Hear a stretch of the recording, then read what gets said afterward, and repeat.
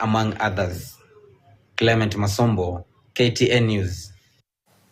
Still on related news, Deputy President Rigathi Gachagua has maintained his innocence, dismissing the 11 charges filed against him in the National Assembly, claiming they're aimed at tarnishing his reputation. In a joint media address, Deputy President Gachagua denied allegations that he utilized his sons and close family members to acquire assets worth 2 billion shillings in less than 2 years.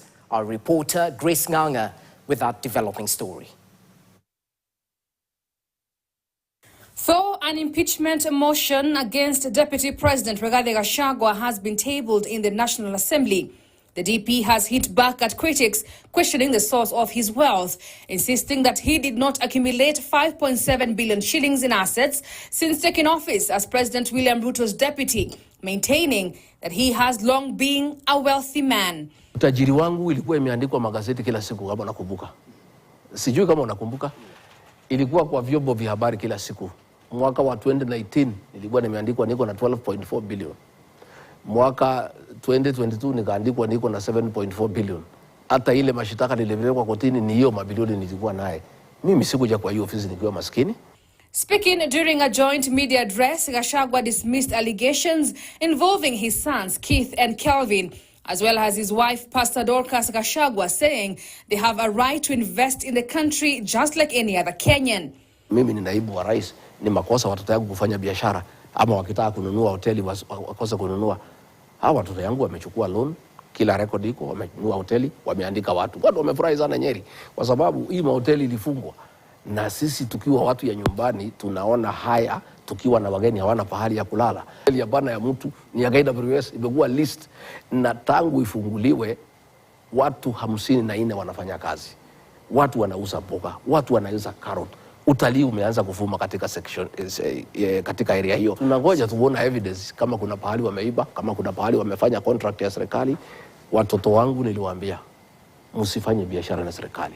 Nyinyi mfanye na private sector. Na ndio wanafanya. The deputy president, who revealed that President William Ruto had assured him of his support and will not entertain the impeachment motion, expressed his disappointment, saying that he was the only leader who did not sign a pact with Ruto in 2022 as he believed in his leadership. William Ruto siku nilimuuliza hiyo maneno nilisikiza kwa umbali, alikanusha na akanihakikishia ya kwamba hawezi kubali maneno kama hayo. Mimi nikasema hapana, huyu rais wetu ni Mkristo, tunakuwa naye kanisani. Yes.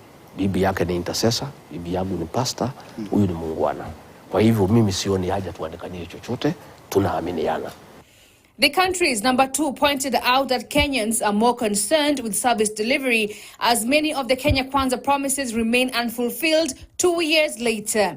Mimi sifikiri wa Kenya saa hii ati ile mambo wameweka kipaumbele ni vile Rigathi Gachagua deputy president atafukuzwa aende nyumbani. Impeachment motion has already been tabled by Kibwezi West Member of Parliament Mwenge Mutese, with Gachagua stating that his legal team is ready to mount a strong defense. Grace Nganga, KTN News, Nairobi. Now, you might be asking yourself, what next, now that the motion to impeach Deputy President Gachagua has been filed? Remember, the National Assembly has exactly 7 days to dispense of this matter. Those days will lapse next week, Tuesday 8th, 2024. Now, thereafter, the Senate will convene within 7 days to hear the charges. So let's just take a look at some of the procedural concerns that came up during today's sitting in the National Assembly. Now, as you can see, remember, there are 4 vacancies in the National Assembly in Magarini constituency, Ugunja constituency, and Banisa constituencies, including the position that was occupied by the former nominated MP, John Badi, who ascended to the position of CS Treasury. So that accounts to 4 vacancies. Currently, there are 345 active members of Parliament. That's in the National Assembly.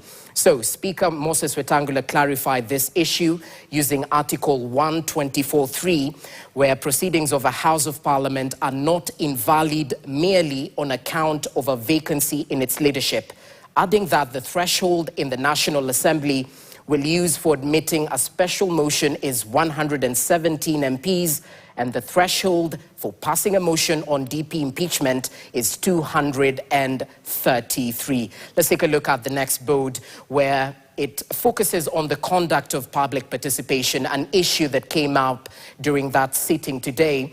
The Speaker clarified matters public participation using Article 1182, which enjoins Parliament to facilitate public participation, adding that public participation is an integral element of the process of removal of state officers from office. So according to the Speaker, public participation will be conducted on Friday, the 4th of October, with the program of public participation being coordinated across all 47 counties. Full details of that program are to be communicated through print and electronic media advertisements that are set to run from tomorrow, the 2nd of October 2024. So look out for that. On to the next board, featuring the right of the Deputy President to be heard and defend himself.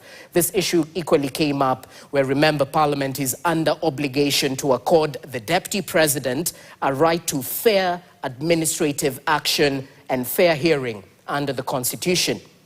So in that regard, the DP is set to appear on Tuesday